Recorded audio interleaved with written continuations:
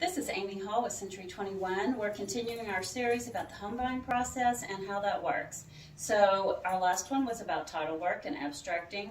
So once that's all clear, then the title work is sent to the lender. They do their final review. They do what is called final underwriting, where they do checks on the buyer's credit and everything, just a final one more time check. And then they issue what is called a clear to close if there's a loan involved in the transaction.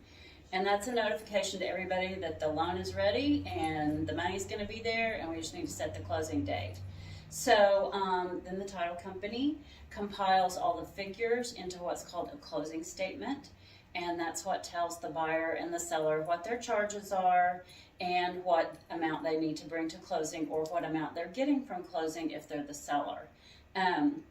There are fees on both sides of the deal for the buyer and the seller. So there's seller fees that are related to selling the property, and that usually includes real estate commission, updating the abstract. You're going to pay document stamps, and then your fees for the title company to do the closing.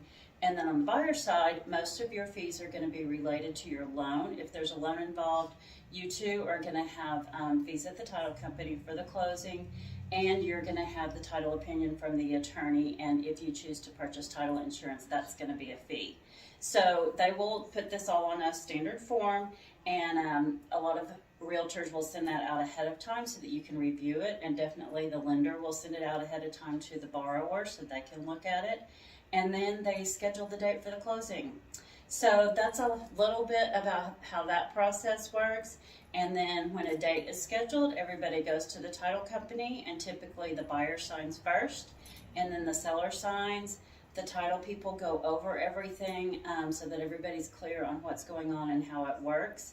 And then when the deed's signed and everything is sent to the lender for their final stuff and issuing the money, then the deal's done and the buyer now owns the property.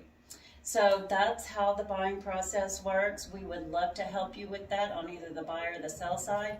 Amy Hall, Century 21. Have a great day.